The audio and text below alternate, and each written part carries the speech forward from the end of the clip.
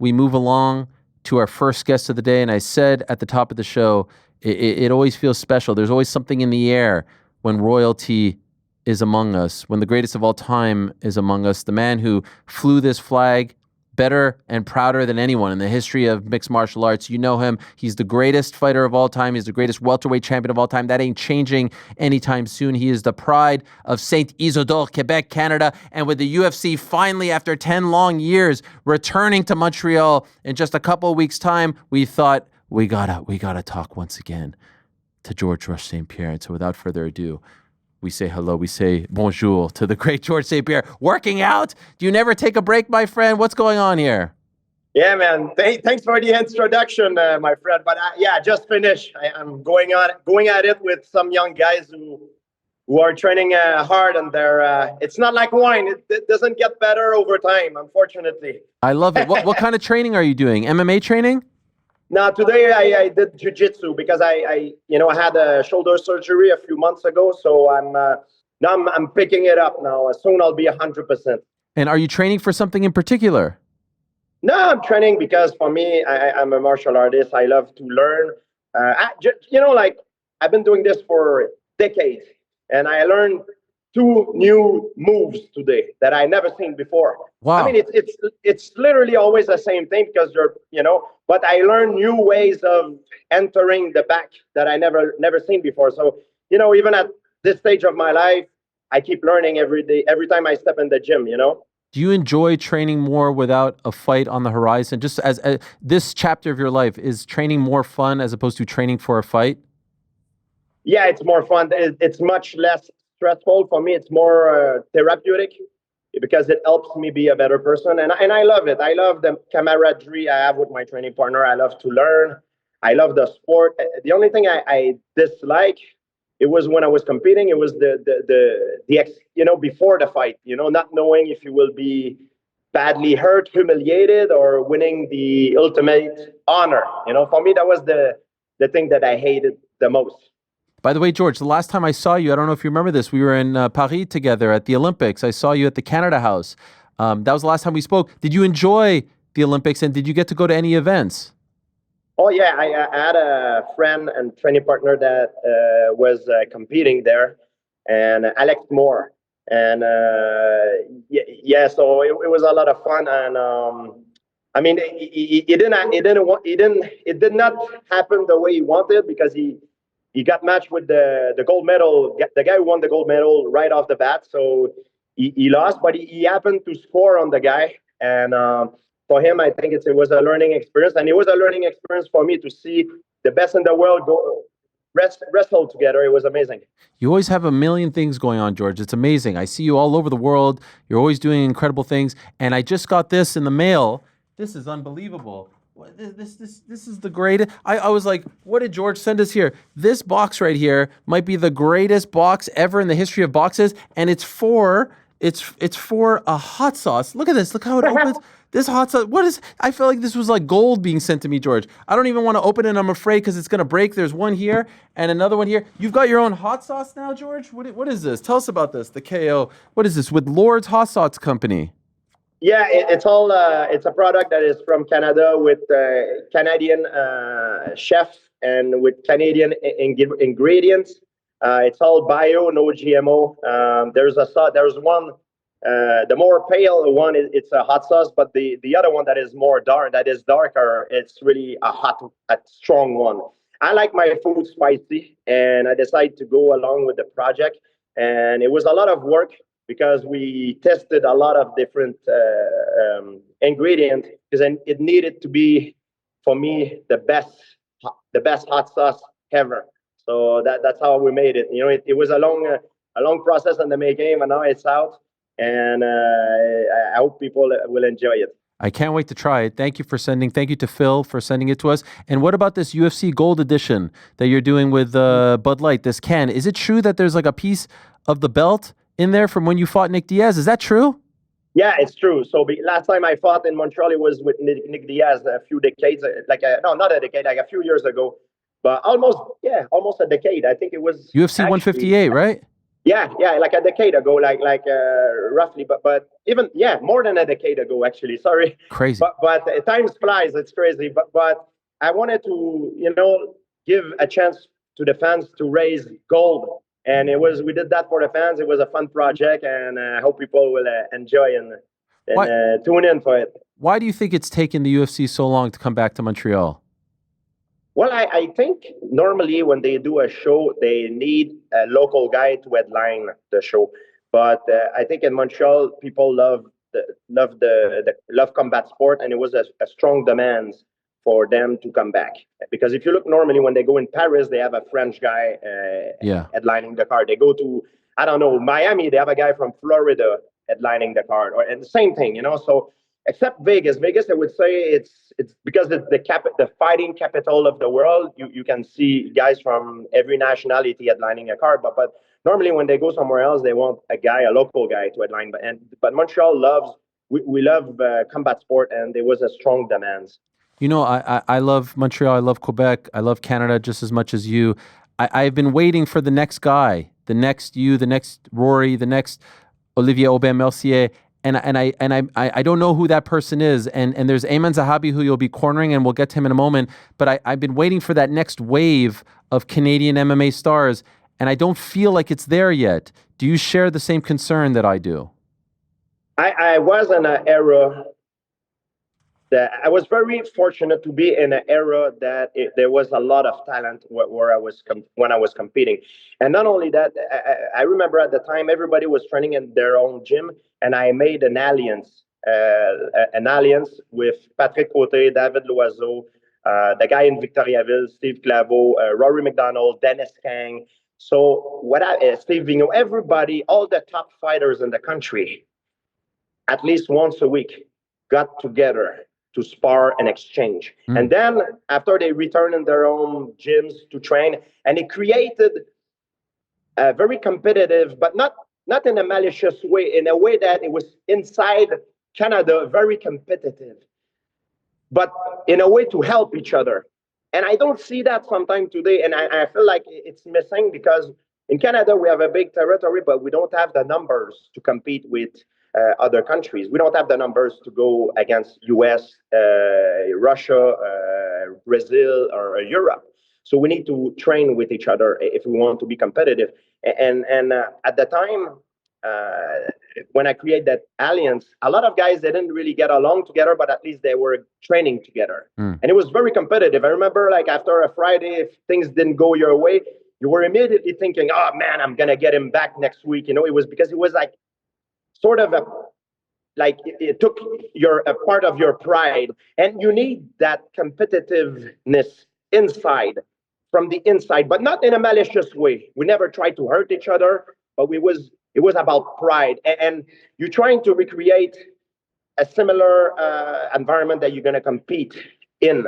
And I think that's the thing that is missing, because if you always train with the same training partner that you're used to, you don't have that feeling of uncertainty. And I think that's the one thing that needs to be done. And also, people need to stop comparing themselves to other people. Like I never try to compare myself, for example, to Carlos Newton, who was the first Canadian champion, because we're different. Carlos Newton, for me, he was an inspiration. He showed us that it was possible to get there. So I didn't compare myself. I was trying to compare myself to what I was yesterday, and slowly every day trying to get better than what I was. And when you do that and you focus on that, after, let's say, a year, you turn around and you look back, you're like, man, I'm so much better. It's not the big thing that matters, the small thing. And that's how I think it's missing a little bit from the new generation. But we have a lot of good guys coming up. Amen is one of them. And I have a great hope for him. What a big fight he has against the legend Jose Aldo, and you will be in his corner, right? Yes, I will be in his corner, and for him, it's now or never. It's a chance for him to enter the top 10 and to become a serious contender for the title. Yes, at 37. And for the longest time, he was Faraz's younger brother. We would see him around the team, but we didn't know if he would ever have like a real proper career. For you to see him now, like take this torch, he really is carrying the torch for TriStar, I would say at the moment. He's the guy. He, as far as Montreal fighters, he is the guy right now. What is it like for you to see him, Faraz's younger brother, front and center after all these years? Well, I try to tell him, and I mean, for me, it's great. For the fan, it's great, but for him, and I think he needs to focus as it like if it's just another fight. Don't make it bigger than it is, and don't try to be better than you normally are. Just be yourself, and that's enough to win. Go out there, and what matters is your preparation. You build up your confidence with your preparation, and if you build your confidence, you have the right. You'll still be afraid, but you have the right to go out there with the full faith in yourself and trust the outcome. And I think he's going to do very well. There's a lot of fighters in Niagara right now. Niagara Top Team has become a great team in Canada, and Mike Malott and Jasmine Jazdavicius, they speak so highly of you. They look up to you and they give you that respect. Are you comfortable when people do that? Speaking like they say you're the reason why they want to do this and they want to follow in your footsteps. Now as like the elder statesman, if you will, are you comfortable when people pay you that kind of respect? It's a great honor for me, and I really appreciate it, and it really touched me. I mean, it's great, and I wish them the best of luck for their fight. I'll be watching, and I'm going to be cheering for them. I love it. It was just, by the way, it was just a couple of days ago, 17 years since the debut in Montreal, UFC 83 against Matt Serra, the rematch. When you go back to that night, April 19th, 2008, what are the first memories that come to mind? Wow, it's probably the loudest crowd I ever heard in my entire life. I could not even hear Bruce Buffer doing the introduction in the beginning of the fight. And I remember leading up to the fight. I mean, not leading up. After the fight, there was a newspaper in the Montreal Gazette with me in the front page like this, punching down Matsara. It was written, the barbarian sort of overthrown Montreal Canadiens for the record of assistance, and now the Gazette sometimes call me for interviews. They think I'm shifted a little bit, and I'm not mad. It's just it shows that the people got more educated on fighting, because back in the day it was new. It started in US, Brazil, but nobody knew about it. And now look where it is now. People love it, and it makes me very happy.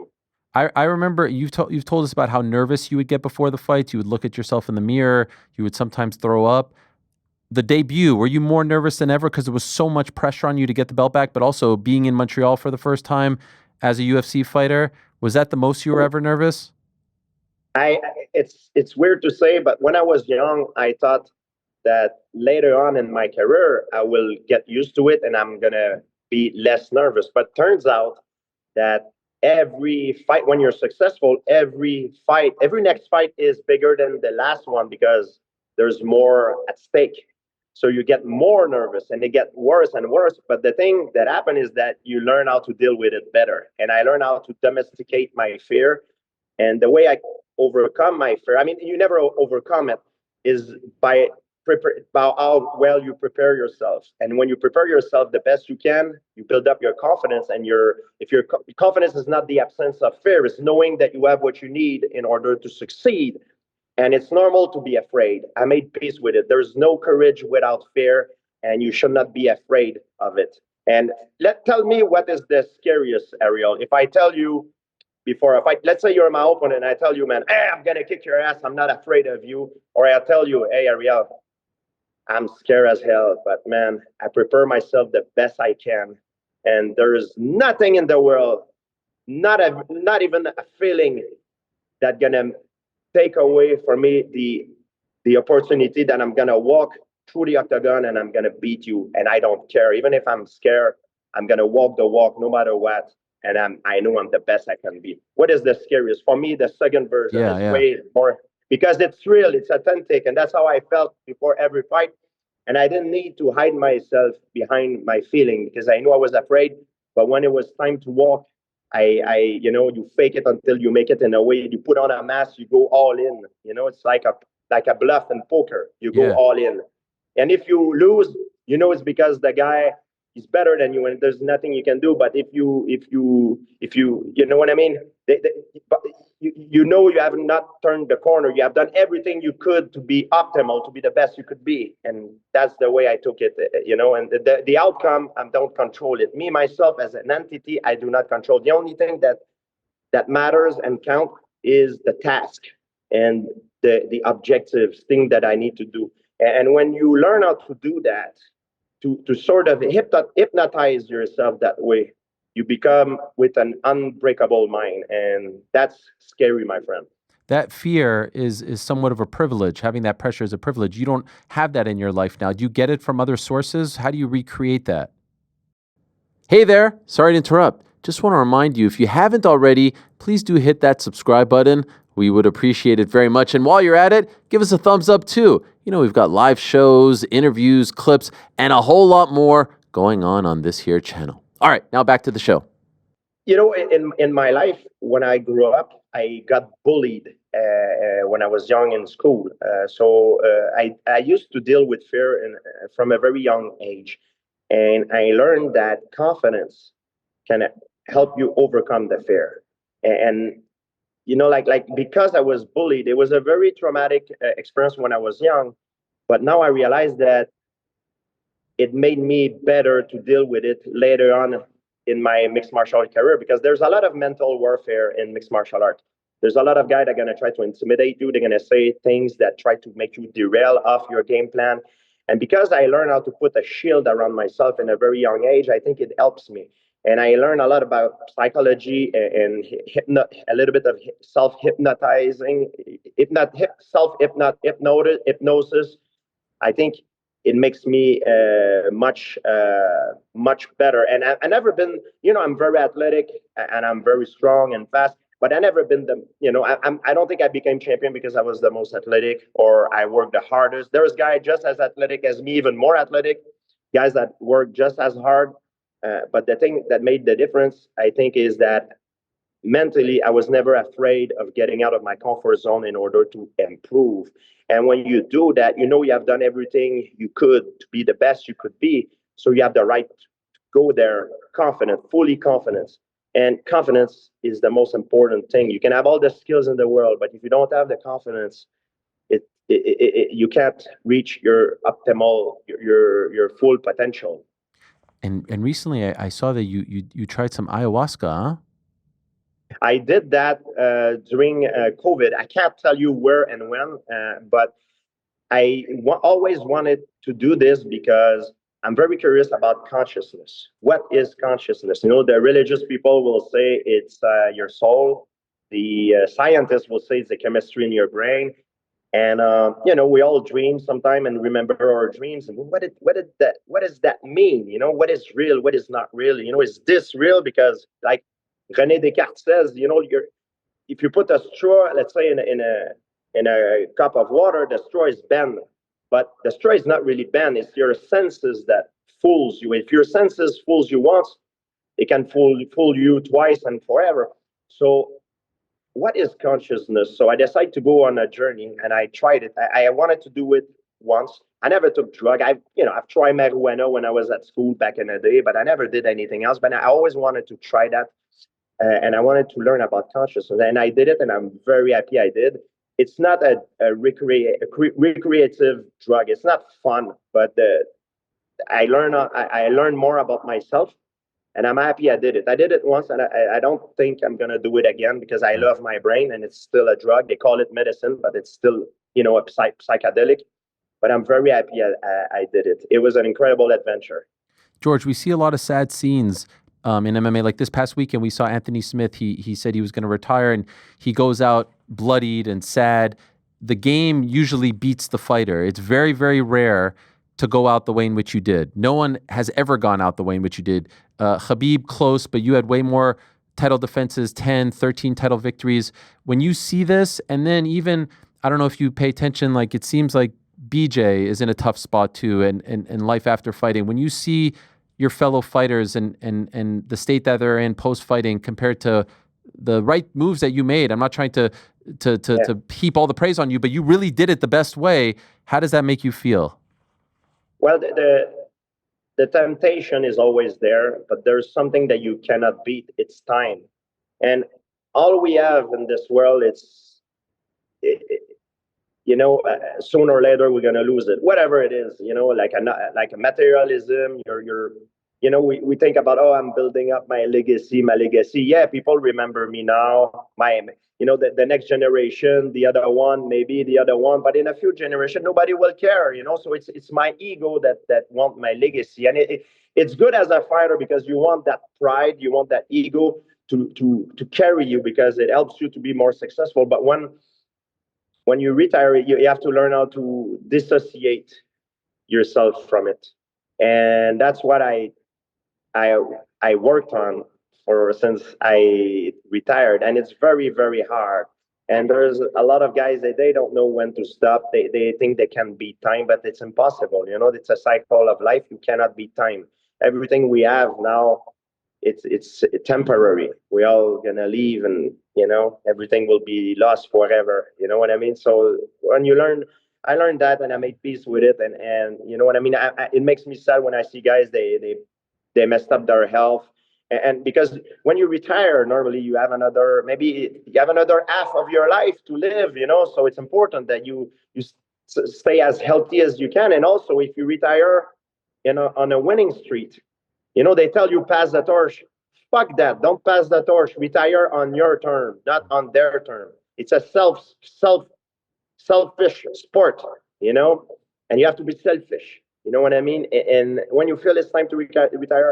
When I retired is because I was at the time. If you go back after Bisping, I got ulcer colitis and I got symptoms. I was on heavy medication, and I did not want to hold on the title for too long because by respect for my colleagues, I say my colleagues, but my Yeah, competitors yeah. that are trying to get the title. So I relinquished the title because I didn't know what was going to happen. And then I realized the stress and everything in my life. It was time for me to retire, and I did, and I'm glad I did it. I don't regret.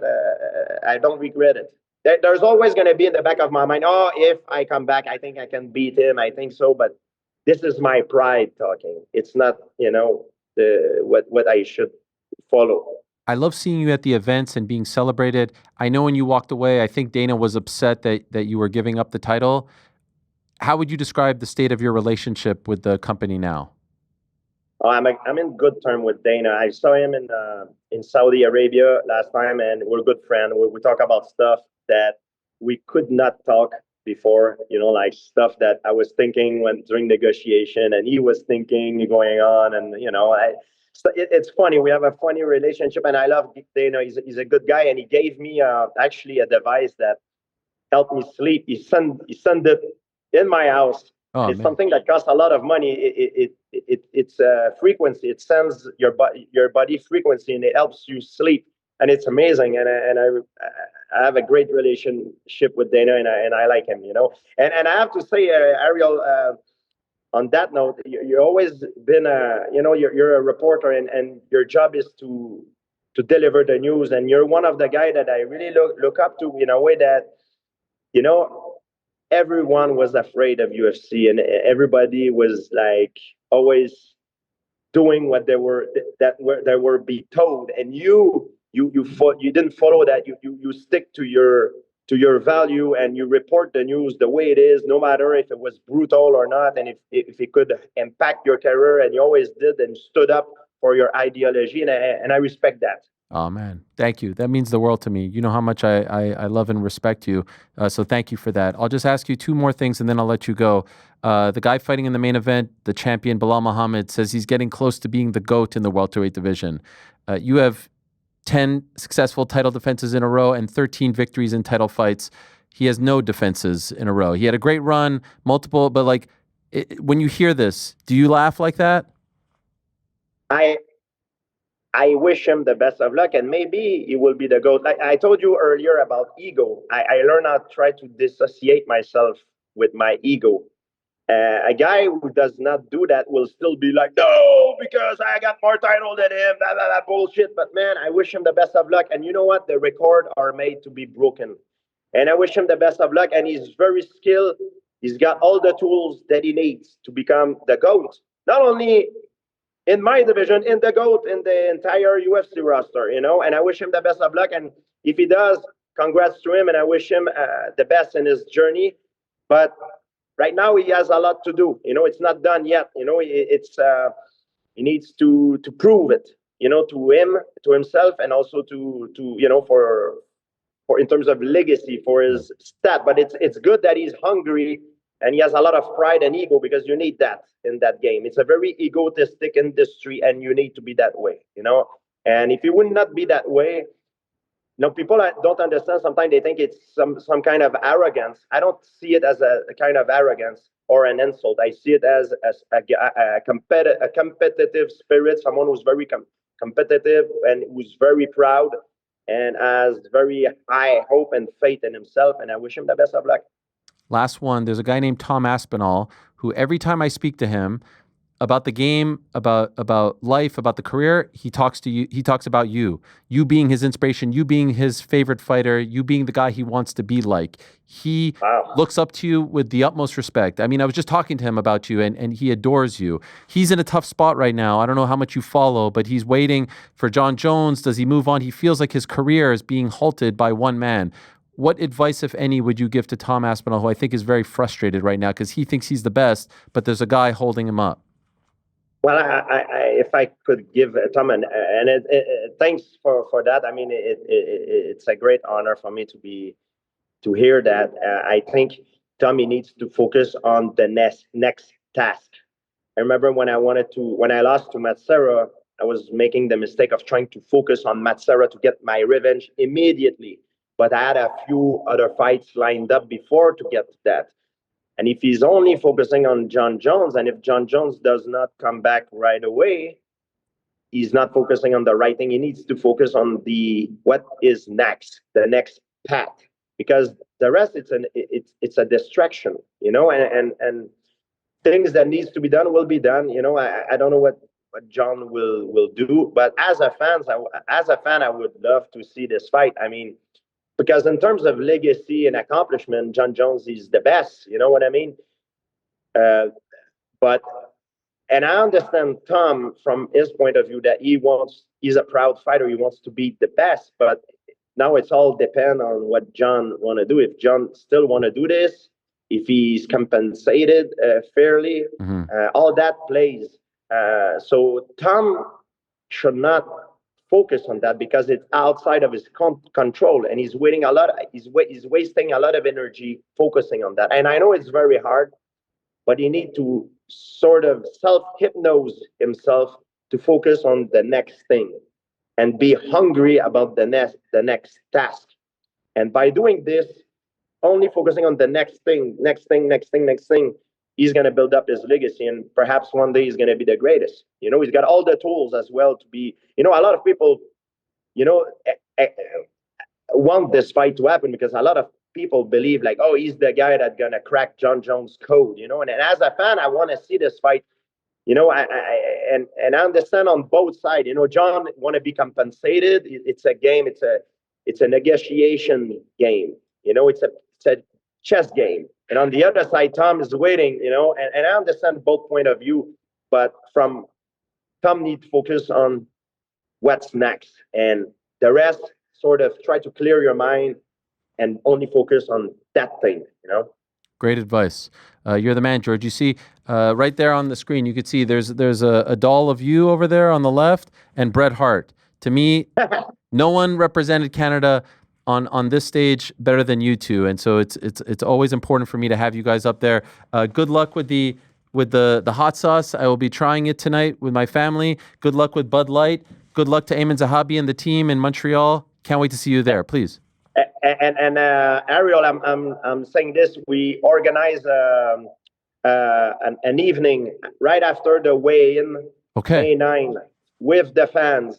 It's sponsored by Still Standing Strong. It's a clothing company that is inspired by people from all walks of life who overcome obstacles, and they sponsor an event that will be held at the Vogue Hotel Friday, May 9, immediately after the official weigh-in of the UFC. The tickets are online, and there is limited place. So Amazing. people want to come see us. There will be 4 others, Canadian mixed martial art legend, Patrick Côté, David Loiseau, Valérie Letourneau, and Olivier Aubin-Mercier with me there to hang out and take picture with the fans. Wow, that's incredible. I love that. Yeah. Well done. It wouldn't be the same without you and those names as well. So thank you so much for doing this, George. Much love. Always a great honor having you on the show. I really appreciate it. Good talking to you, Ariel, man. Take good care. Thank you. You too, my friend. There he is, the great George Rush St-Pierre. What a guy. Golly. How could you not love him, right? How could you not love that man? An absolute legend. And just, you know, when he says those things about me, it's like, that's George St-Pierre. That's, you know, that's royalty right there. The greatest. George, Brett, what a life. Thanks for watching this video. Before you go, if you haven't already, hit that subscribe button for us. Also, give us a thumbs up, leave a nice comment. These things go a long way. And while you're here, do check out the rest of the channel. We've got live shows and full interviews, clips, and a whole lot more. We're doing big things here, and we appreciate your support very much.